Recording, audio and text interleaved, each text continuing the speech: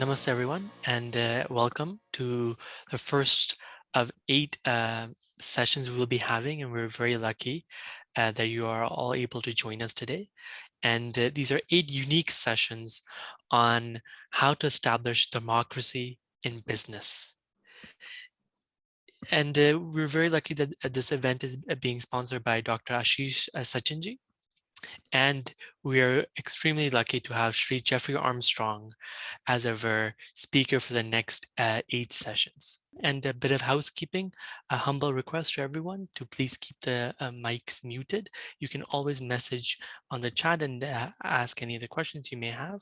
And now I will pass it to our MC for tonight, Kavita Menenji. Namaste. My father pronouns to everyone. Dharma. I was reading about Dharma. It is an ancient Sanskrit term with a variety of meaning. In Hinduism, we say that it is a right way of living. And in Buddhism, it means cosmic law and order. In general, we say that Dharma means a certain way of living that is aligned with the grand plan for humanity. Last 2 years have been really tough for all of us, right? With the pandemic, and we've been struggling with the business and with the work. So now that we are making plans to return to the work or reintegrate to the work, it is important to revisit our Dharmic principles. And that is the reason why we decided to come up with Dharmocracy, how to establish Dharmocracy in business, that topic.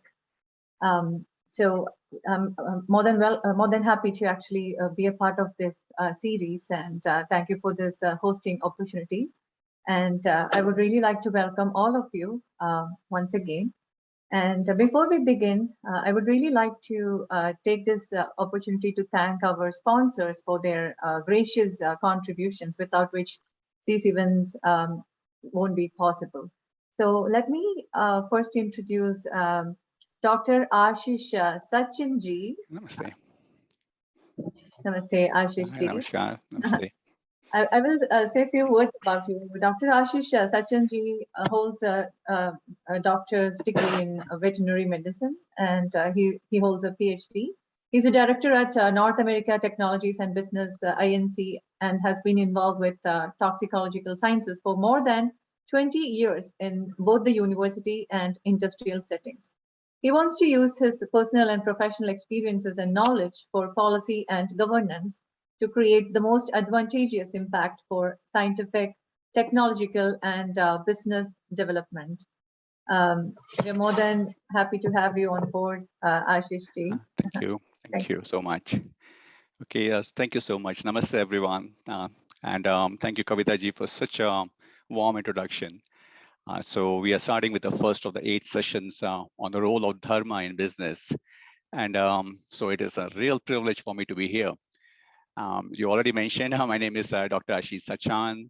I'm a veterinarian, I'm a scientist, and Google just renamed me, quoted me as a politician. So, and I'm an author and of course, a lifelong learner.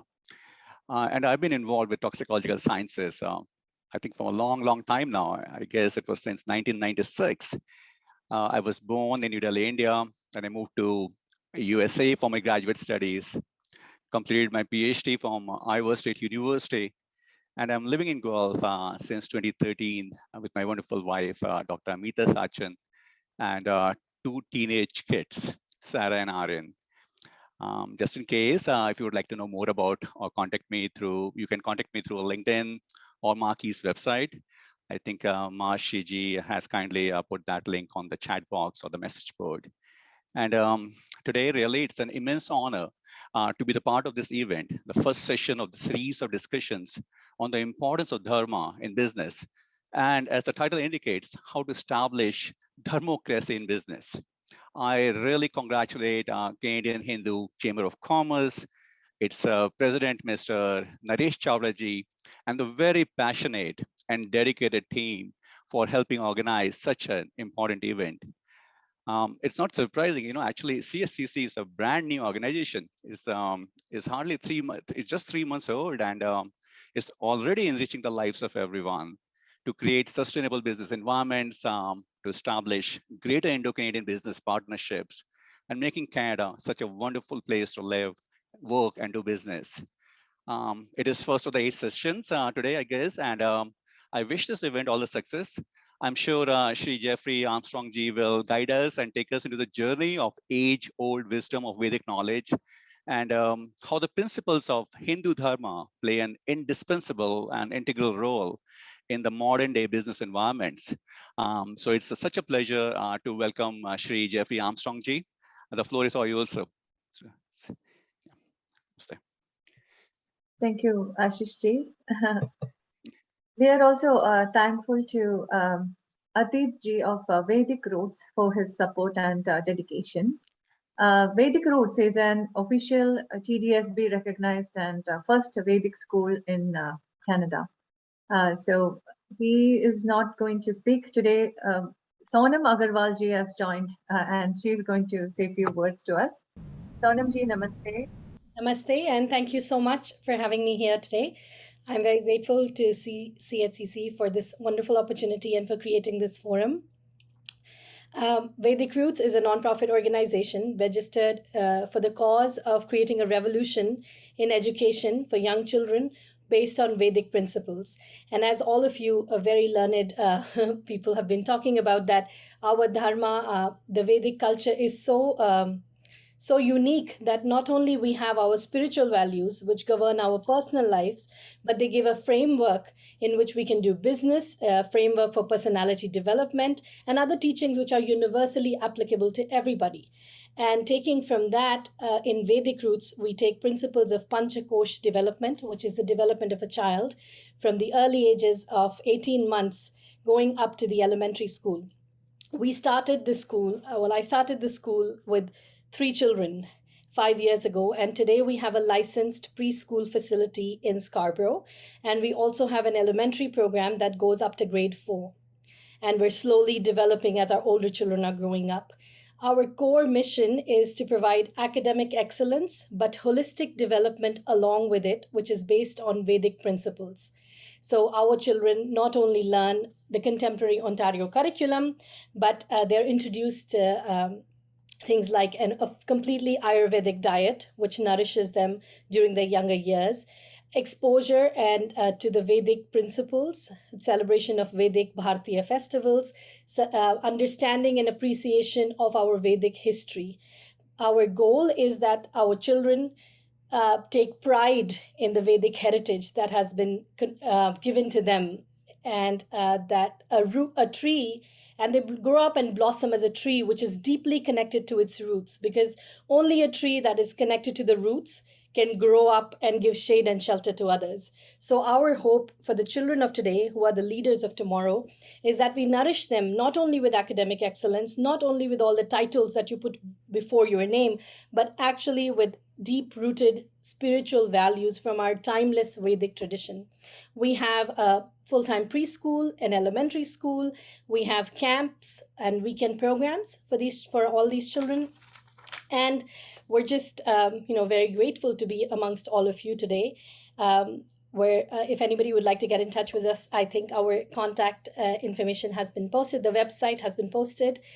We'd be very grateful. We're just starting, even though we've come a long way. We're just starting, and we're looking for all sorts of blessings, because in our Vedic tradition, the most important thing is blessings. So we're looking for your blessings and your prayers. And we're also looking for support in terms of spreading the word around for families who are looking for such type of education for their children. And we're also looking for a place for our school, because now we're growing beyond our capacity, which we have at the current place. So we're very eagerly looking for our space for this summer so that we can grow onwards and serve more and more families. So thank you all very, very much. I'm deeply grateful to be present here today. And I just thank you for your support and your assistance in creating this revolution in education through Vedic principles. Thank you. Thank you for those words, Sonam ji. Prayers and best wishes to you and Adib ji. It's always good when we hear that you're contributing to the next generation. That even makes us more happy. I also want to mention that they have signed a memorandum of understanding with CHCC. Thank you for that. For those who would like to sign MSCC, like a MOU, like please contact us. We'll be more than happy to facilitate that. Now, let me welcome our Jeffrey Armstrong ji. We all know we are all waiting to hear from you and to learn from you. Jeffrey Armstrong ji, he's a honorable Hindu spiritual guru. He's a philosopher, he's a practitioner and teacher of Vedas for over 40 years. Professionally, he worked 15 years as a corporate executive in Silicon Valley, and he's been a speaker for Fortune 500 companies. So warm welcome to you, Jeffrey ji. This floor is all yours. We're waiting to hear from you about the establishing Dharmocracy in business. And right before we invite the Honorable Jeffrey Armstrong ji, I just want to take a quick moment to acknowledge all of our board of directors who have worked very hard and who are present here with us, including Naresh ji, as well as Badresh ji, and then we have Ganesh ji, and our advisory board as well, who have always supported us. Amit ji is here, Surinder ji is here, and we really thank our board of directors and our advisory board who have always supported and guided us throughout all of our events. And now I welcome Jeffrey Armstrong ji. Namaste to everyone.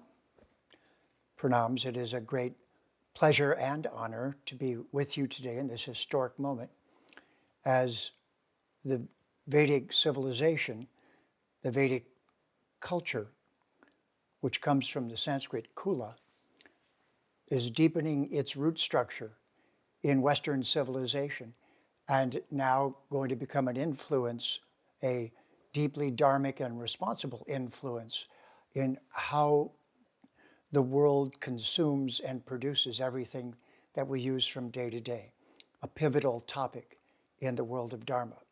Before I begin, Guru Brahma, Guru Vishnu, Guru Devo Maheshvara, Guru Sakshad Parabrahma, Tasmai Shri Gurave Namaha. Whatever I have of interest and importance to say to you is because of the acharyas and gurus of Bharat, whom I have studied with for the last 50 years and practiced their teachings ever since. I started at age 23. I just turned 55, so 52 years as a Hindu. I also want to point out something very, I think, unique. It's always interesting if you're watching what Paramatma is doing in the background. So on the approach to the formation of the Hindu Chamber of Commerce, we saw two things in the United States democracy. We saw President Donald Trump and then President Joe Biden, both of which represent, to me, born an American, as the proof of the failure of democracy. Neither one of them is exemplary in the task that they're trying to carry out. Both of them, in various ways, a disappointment. And so witnessing this is sobering because it shows us that the democracy of the West, which I've been calling for a little while demockery, because that demockery is not really delivering the goods. It's not really fulfilling its promises.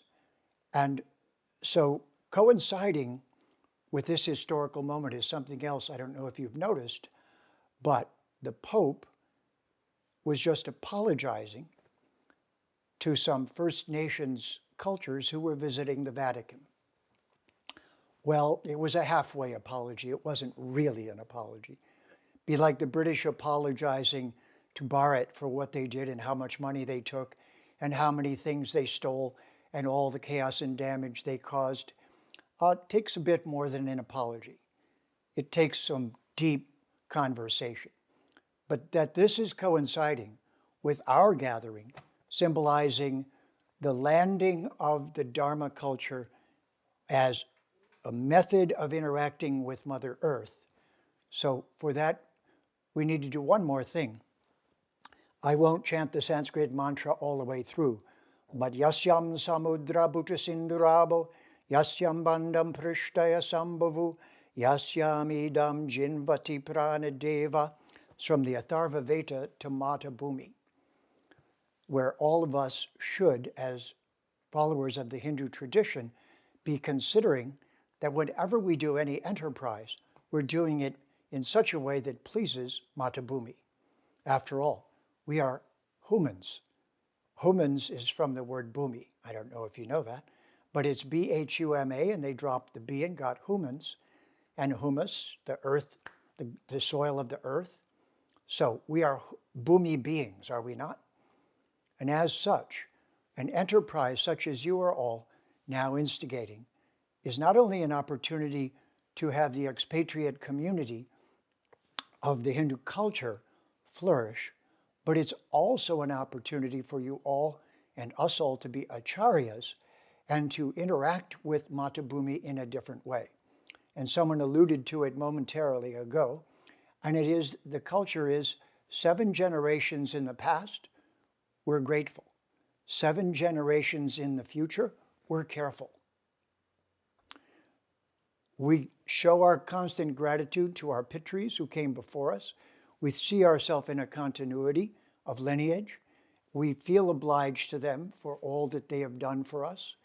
And we now not only wish to pay that forward, but we wish to do so in a dharmic way. So a little while back, when I saw both Trump and Biden not being the acharyas and role models that one would hope for an American president, I switched around for a few moments and I said, it's kind of become a demonocracy. It's so filled with malice and violence and ill speaking. And when I said that word, then the next word occurred. And I went, of course, what we really want is Dharmocracy. And when I was introduced, someone almost, the word, I couldn't quite hear the dar part. It could almost have been he's talking on democracy. When you say it Dharmocracy, so no one thinks you mean democracy or demonocracy, but instead they go, what's that? Well, we never thought you'd ask. Dharma, now, someone touched on it earlier, but there's a couple of very interesting words, and I'm just going to summarize them quickly. The realm from which we all came to this realm, Brahman. The root, Bri. That's why the representative of Brahman is Brihaspati. Spati means the spout in English. Brihaspati, the Acharya, the original Rishi, the planet Jupiter, all of those, is the spout of Brahman. We all are Atmas. We come from Brahman. And so another word, so I love to make up words that help us do what we're doing. So along with Dharmocracy, may I give you one more? It's Hinduviduality.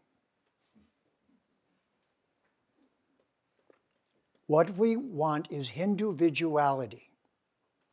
Because our worldview is that we're on a grand journey, and each one of us as an Atma decided to go on that journey, which is why we can decide to go back to Brahman when we're ready, which is called moksha, is it not? So in the Vedic culture, we don't just have one lifetime, but that one lifetime worldview has made the world violent, aggressive, colonizing, dominating, and short-term in their thinking. They don't think 7 generations back and 7 forward because they think they only have one life. The psychological, my first degree was psychology, the psychological impact of this is massive. So the Christians are born again. It only happens once, whereas we're born again and again and again and again and again Hindus. They're born again Christians, we're born again and again and again and again and again Hindus. It means we hold a big view. What do we call that? Mahatma. Mahatma. not Duratma, Mahatma. And what is the symptom of a Mahatma? Loka Samgraha. We're not just interested in profit as an end in itself.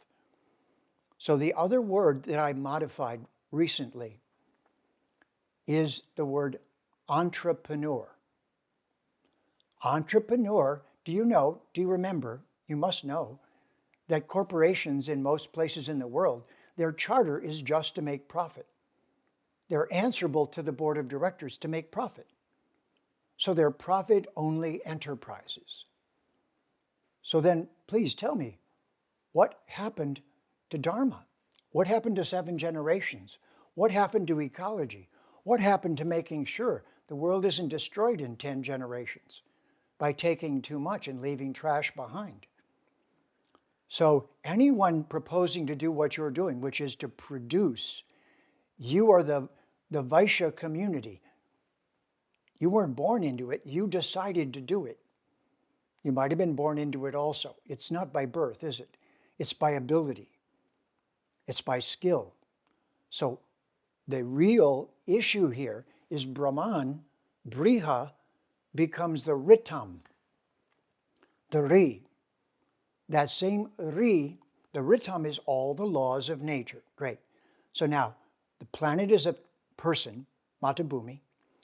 We're obliged to her to keep her planet in a progressively beautiful way so there's a future for the children we're making as a debt to our ancestors. And so that's our individuality. Our political structure is a Dharmocracy. Everyone has an adherence to something, but the Dri in Dharmocracy, like the Ri in karma, Kri, which means you'll get a response for what you do. Every action has an equal and opposite reaction. It wasn't invented in the West. That's the definition of Kri, of karma as Kri. Dharma is Dri, and the English word for that arose in the Celtic times in England when it was called tree. The tree was the basis of life. And so tree became tree uth. But the root dharma or dri made the English word tree. It's just that D became a T. So tree uth. The tree uth is to stand honorably and produce what your dharma is. It's the triuth. It's dharma. It's dharmocracy. So what should we be? Entrepreneurs? Well, that's a colonizer who only makes profit and sucks the life out of the people that they enslave. The world of business right now is that. It is not anything noble. It is a blood-sucking enterprise to suck the life out of anything with no guarantee that it's dharmic, with no guarantee it has a higher purpose. So the other word that I crafted for this is, we do not, as Hindus, want to be entrepreneurs. And the worst is entrepreneur. That's when you ruin everything. What we want to become is mantrapreneurs.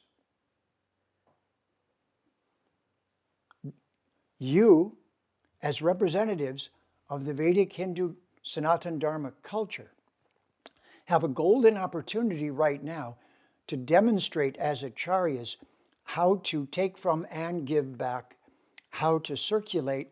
Oh, and one more Sanskrit word. The word dana does not mean charity. That is a terrible mistranslation. Charity is a Christian thought where you throw some money at the unfortunates. Dhanam is not that at all. Dhanam is the circulation of energy through the social body, which is what? Brahmanas, Kshatriyas, Vaishyas, Shudras. What does that mean? Professors, protectors, producers, providers. It's not a caste, it's a way of working. Providers provide a service. If you just provide a service, you're a Shudra. It's not something negative. That's what you do. You provide a wonderful, needed service. If you're a producer, you either grow crops or move products or produce something. which society absolutely needs. If you're a protector, you're a Kshatri, which means hurt or protect, but mostly protect, hurt only to protect.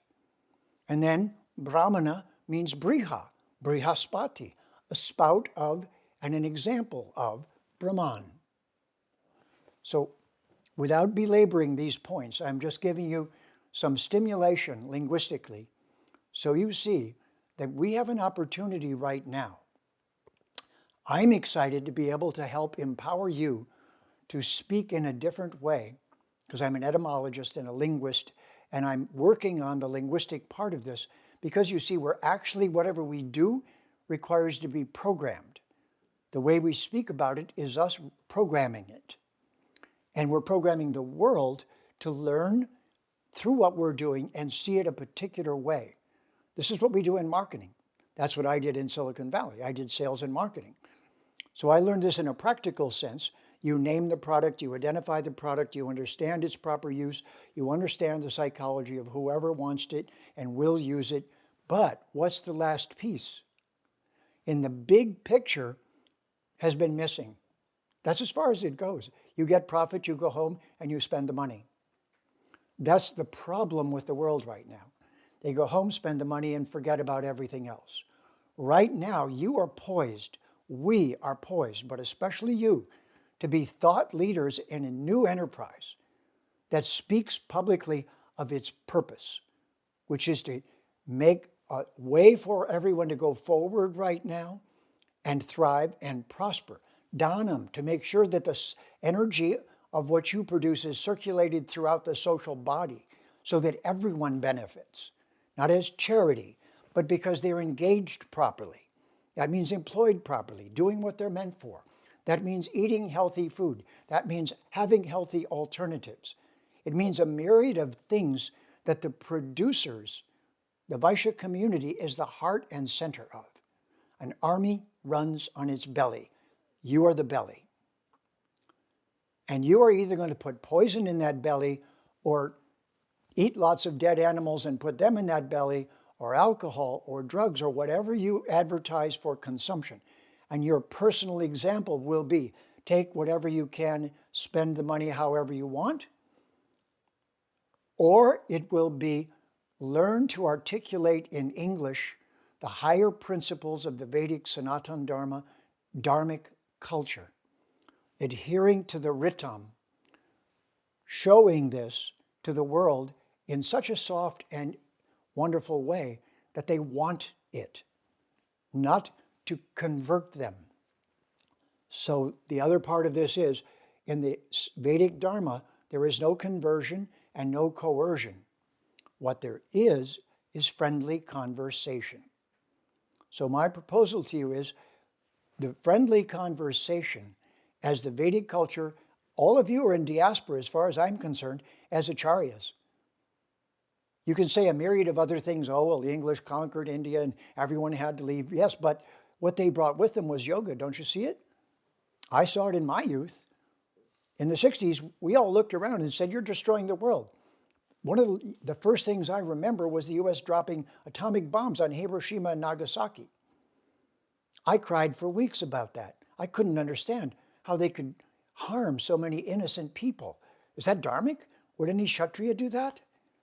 And who are they then to admonish Russia after doing that? Who's the acharya here?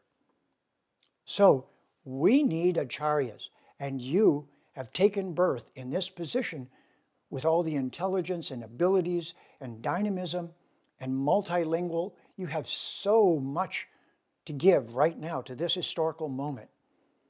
And I hope that in some way I can be of service to you in that historical moment. You are the doers. You will change the way karma looks throughout the world. You will teach the circulation of energy, dhanam, and you will change the education toward gurukulas, toward places of culture, toward places of real learning. And eventually, the world will watch and see that yoga is about individuality. It's about every single one of us being responsible for our journey, but knowing that we're held responsible for everything we do while we're here. So this, to me, is what they call a golden opportunity. It's golden because so is Brahman. It's fresh because you're getting to restart. This is a rebirth. This is Dvija. And not Dvija Bandhu. This is Dvija, real rebirth. You can rebirth the Vedic idealistic world in a practical way as karma yoga throughout the planet. You're set up to do so. You're brilliant by genetic background and training and where you came from. You are already inclined in this direction by your temperament and your good-heartedness. You are literally ready to do what makes the Bhagavad Gita different than any other sacred text.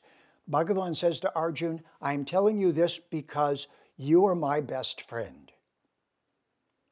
My proposal to your organization and to all of you and to myself is that the only appropriate way to approach the world with anything is as best friend, as someone who will not lie to them. When I was in Silicon Valley, I invented a term. I love to invent terms, you can tell. I was in sales, and I didn't like it. It was the car salesman approach. Right away, it's the most predatory part of business, to be in sales, right? Elections to sell, so you learn tricks. You're just always hunting. You're the hunter, basically. And eventually you see everyone as the predator and yourself as the predator and everyone as the prey. And you don't mean to prey, you mean to pray. You mean to go get what you can. That's your job, sell the most. So I invented a story that I told at the beginning as a person in sales. I said to the client, let's start with this. I will never lie to you for any reason at all, ever. That is my vow to you. I will never lie to you, and I will never promote anything to you that I don't think is of real, genuine benefit to you long term. I was already a Hindu when I made up that term, doing business in the business stage of my life. So I don't want to overwhelm you with too much on this, but one more thing. Namaste, right? So is this not the Namaste way? Are we not, when we do this, saying, I want to stay in balance with nature and you. I'm not here to exploit you or harm you.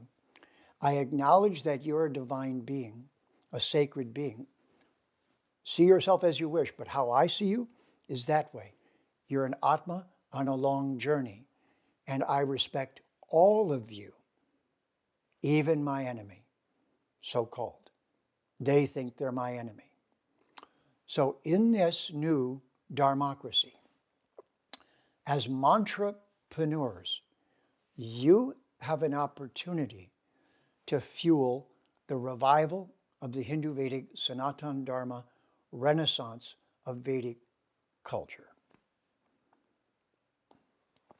So let's dig a little deeper then.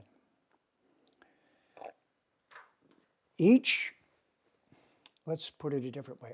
It's probably so that we should change corporation.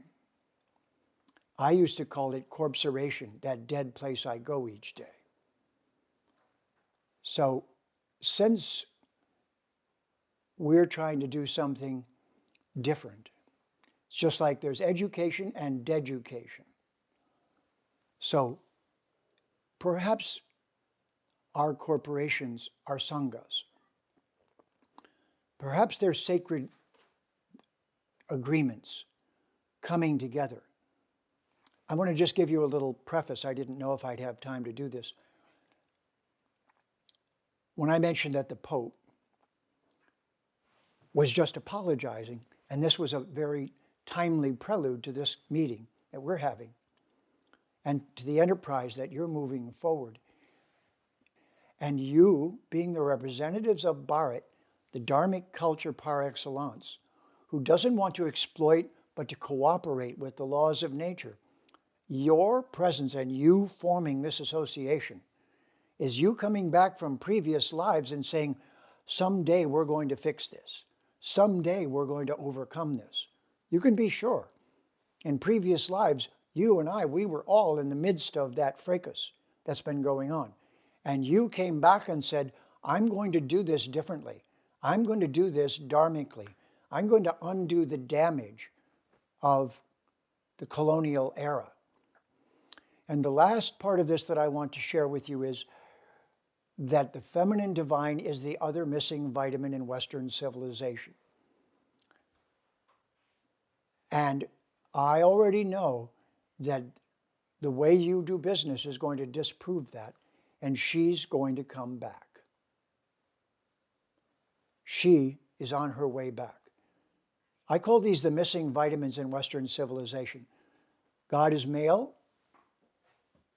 The masculine and feminine are not present. And so it's all about him. And that's why, after supposedly hundreds of years of democracy, it's only recent that women can own land, isn't it, in America? And have the slaves been freed, or have they not really been freed, but just working for sub-zero wages and living under terrible conditions and still seen in a despicable way because of their skin color? I know you're not going to do any of those things.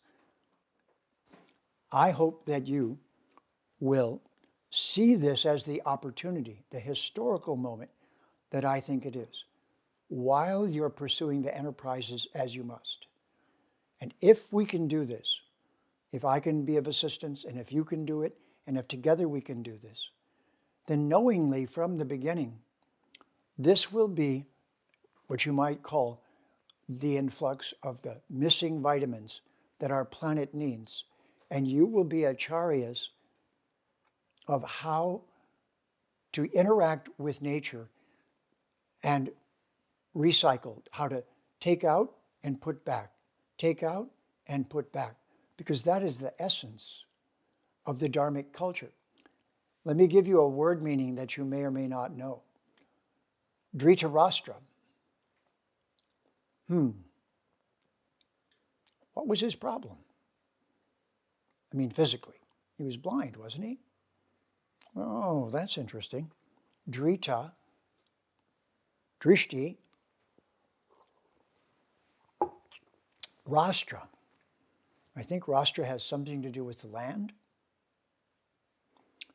Could it be that Dhritarashtra was on the wrong side of real estate?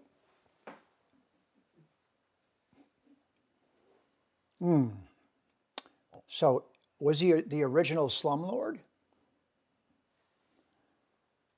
Okay. So that epic might have been talking about something that was about to happen, as well as was happening just then. Perhaps it happening just then was the beginning of Kali Yuga. Perhaps Bhagavan appeared at that time to give the Gita and other things in order to get us ready for this. Perhaps the Gita, and yes, this is a little commercial, but not only that, is come alive, meaning your gurus and acharyas have brought the knowledge over and the vitamins of yoga and hundreds of millions of mostly who? Men or women? Women. Now here's the return of the feminine divine. I call the female yogis throughout the world, the hundreds of millions who recently appeared throughout the world, the white blood cells in the body of Mata Bhumi. They are the immune system of Mother Earth, of Mata Bhumi. And your enterprises are just like that. And your best friends are going to be all of those female voices who are just looking for the right kinds of things to do, to raise their children properly, to feed them properly. I have to tell you that during this COVID crisis, I'm not going to get into it, as so many people already have, but I just want to say one thing. Is it not an invitation to focus on lifestyle? And let me just say that the problem with allopathic medicine is not what it can do well, it's what it doesn't do. And let me give you an example. When was the last time you invited a group of your friends to go have dinner at a hospital, in the hospital restaurant? Raise your hand. That's what I thought. No hands going up. So I think what that means is the biggest problem with going to the hospital is you have to eat the damn food. You live on Jell-O and horrible food cooked by somebody who couldn't get a job anywhere else, down in a kitchen. The kitchen from hell. The kitchen that should be, and this is where it should start, in my opinion. We should simply say to the allopathic medical world, look, let us just be in charge of the kitchen. Put Ayurvedic cooks in all the kitchens and send them throughout the hospital to look at the doshas and gunas of all the patients and to feed them according to their body type. Okay?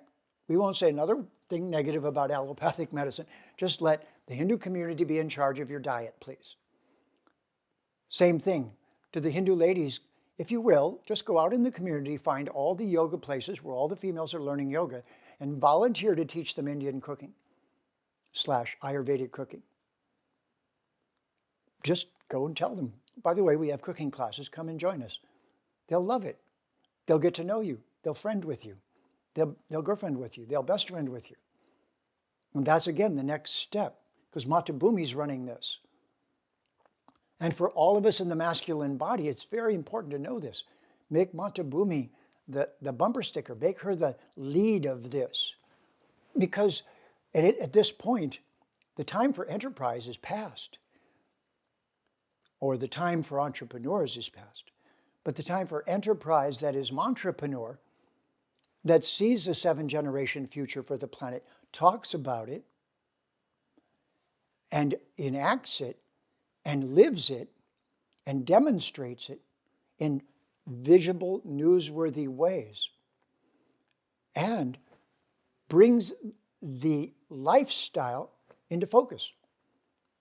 We need a new way of approaching all these problems.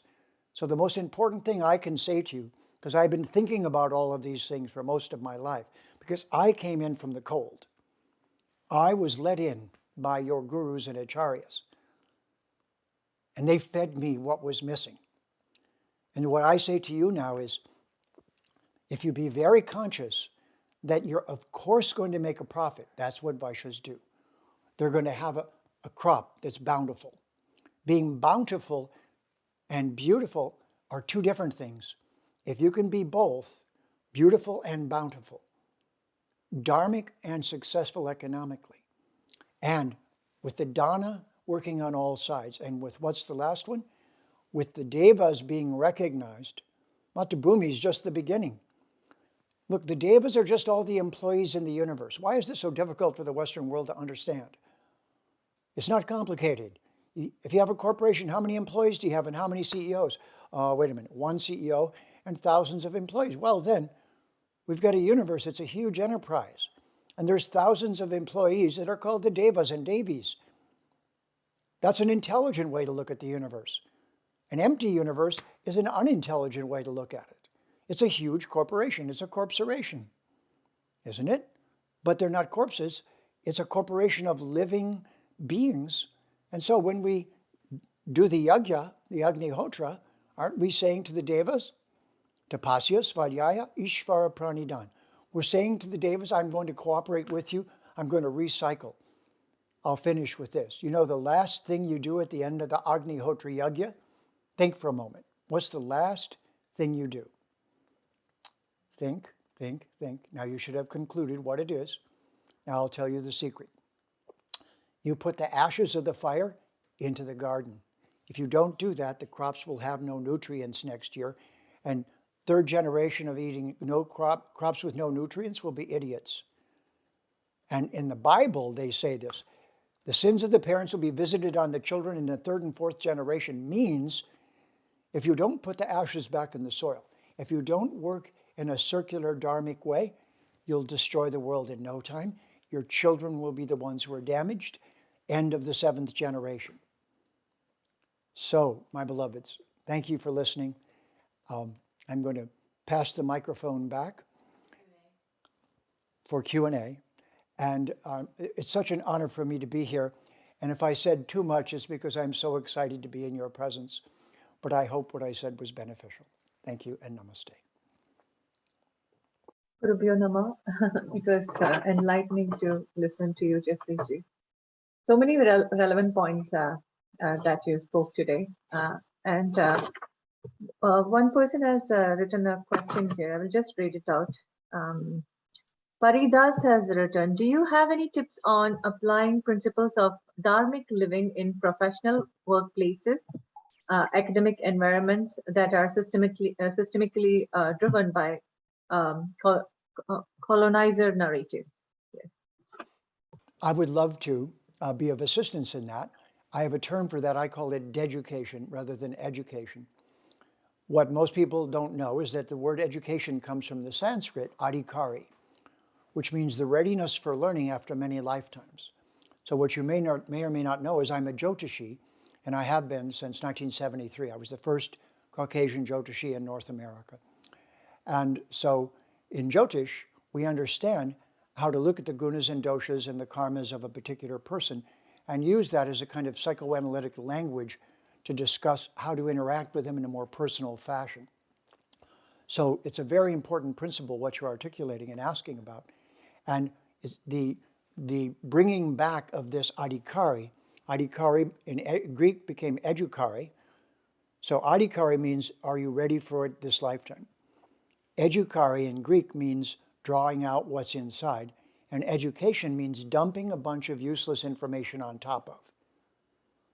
Our modern education isn't really adhikari because it's not a gurukula, because we don't see each student as on an individual journey back to individuality. So yes, we need a consulting on a new educational system that tries to identify the propensities in a person so that they can be instructed in those and perfected through learning the right skill sets. So, and that's the Varna system in reality. It works with Jyotish and Ayurveda. Great question. Sandyji, yes, go ahead. Add something for everybody. Hi, I'm Sandy with Jeffrey's assistant and partner at VASA here. The talk today that Jeffrey gave was an introduction to Dharmocracy, but the next two sessions are going to be very important because he's going to talk about how to reframe your Hindu identity. And we're going to go and how to change the narrative, because we're going to go into how the colonizers have placed frames on the Hindu community. And it's done through language. He touched upon it briefly here when he talked about branding a company and negative branding, and through colonization and discovery. So stay tuned for the next two. It's such an important topic that we had to split it into two parts. So thank you. Thank you, Sandyji. I really liked when Jeffrey G mentioned about his own personal experience while working in Silicon Valley in the sales team. That really touched me, right? I mean, when you take that time to communicate to your clients by saying that, yeah, I will only be telling truth to you. I won't lie to you. I will never lie to you. It's one thing that you used to talk to your clients, which is a very valid thing. But sometimes it is tough, right? When, especially in a world where we all have like target that we have to achieve. There's always like that target that we have to achieve in the sales and marketing field. So it can be kind of challenging, and sometimes sometimes people follow the inner integrity. They may not be always following the principles of truth, but they understand deep inside that, oh my goodness, what I did is not right. But then I I think that there is a little bit of like dilemma that people face, and I think there's like more and more intense discussions that we need to have based on different topics in the coming session. So we really would like to hear from all of you regarding your thoughts. Whatever questions you have, please do write to us. I will certainly pass on the mic to Maharshi ji, who will give you the email address and details. Oh, Jeffrey ji, go ahead. That's all right. Just one thing my partner Sandy reminded me. I invented a term that there's an officer missing in the standard corporation. There's a CEO, and the CEO is the role model leader and the director. And then there's the CFO, And the CFO is the one that doesn't lie to you. If you bring them a business plan that doesn't work, they say, that's stupid, take it home, your numbers are wrong. But there's one officer missing in the Western corporations that we should include and you can personify. And that's the CCO, the Chief Conscience Officer. Wow. That is not mandated in modern corporations, in Western corporations, because they're still for exploitation. If you add a CCO, they'll be constantly doing research on the impact of the product, on the way it benefits the world, as well as producing profit.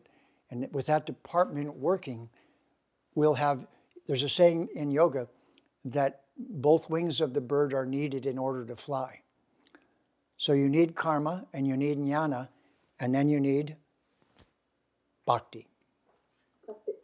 So we need all three, and the bhakti guides you from the heart, and the two wings fly the bird. Thank you. Jeffrey Ji, we do have actually one more question, if we can request. And the question is, many people who have Hindu families and Hindu backgrounds feel that the current generation feels Hinduism is a very old school way. And how do we make it more present day for individuals living in US and Canada? And how should we try to bring it into that modern lens method? I went out on a limb a little bit and personified that for you a little bit today, trying to show you, and as Sandy suggested in the next talks, we're going to discuss this, how to do this. And it's called reframing, okay? So reframing, the concept of framing is somebody says something about you, and then that frame of what they said is all around you. Now, there are rules of how to frame someone, and then there are rules of how to remove a frame if someone has put one around you. And one of the classic stories of this is when Richard Nixon was about to be impeached. He was definitely having the spotlight on him for nefarious activities that he'd been proven to be involved in. And at a certain point, he looked at everyone and said, "I am not a crook." Now, there's a rule with framing. If you deny the frame, everyone knows it's true. The frame gets tighter if you go against it. But the way you do it is reframe. Now, if he had said, it's really interesting to be called a crook by people of dubious background and performance, that's a reframe. So then he points back at the person and says, "Are you pot calling the kettle black?" So that's a reframe. So learning to frame and reframe, but to put it simply, the Hindu world has been framed. It's called colonization. And so far, no one has taught you how to remove that frame using English. And we're at that stage of the Vedic Hindu Renaissance right now. So I hope to play a part in that. What I'm doing is essentially using my English linguistic skills, plus my knowledge of Sanskrit. I'm writing a couple of books on that right now, the toxic English words and the correct meaning of the Sanskrit words, so that they can be in your vocabulary, so that you can then reframe your identity. So this is, I'll say it differently, Hindu is as Hindu does. And so the next step will be to speak of yourselves correctly, to teach your children how to do so before they get captured into the other culture, not knowing how to talk about their own. And that was what I meant by showing you the Gita. In this particular translation, I've embodied these different techniques of not getting trapped in the English language while trying to get the Vedic meanings across. And this is crucial for you to know, because if you use words like God and sin and soul and those many different words, and if you don't learn a more correct and empowering way to speak in English, then you're going to go down the same roads that were designed for you by the colonizers. And so It's a crucial moment in history for this to go forward as a joint enterprise. And I hope to be your linguistics professor as you bring new enterprises into the world. Thank you, Jeffrey G, and helping clarify this. We really want to first and foremost thank Jeffrey G and his entire team who worked very hard to make this session possible, and their tech team as well, and Sandy G. I really want to take this opportunity to really talk a little bit about CHCC and our unique membership opportunities for everyone.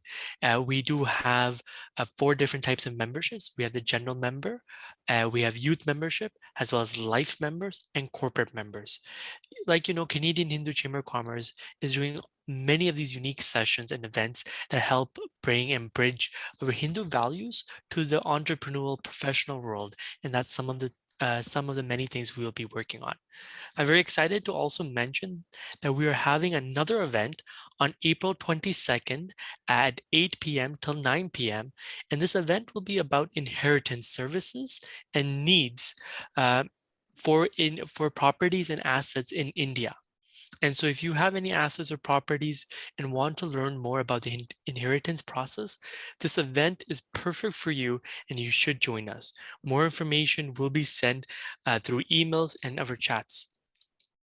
On top of that, once again, I want to acknowledge all the board members and advisory members who are present and who helped really support and push this event forward. Of course, our amazing MC Kavita ji for taking that charge. And last but not least, there is a lot of questions in the chat now, and I am going to copy them and forward it to Jeffrey G and the team, so they'll be able to address them before and after the second session. I really want to thank everyone, and I want to pass it back to Kavita Ji. Thank you, Maharshi Ji. As he said, there are a few more questions that we are seeing in the chat box. We will certainly get back to you in the upcoming sessions.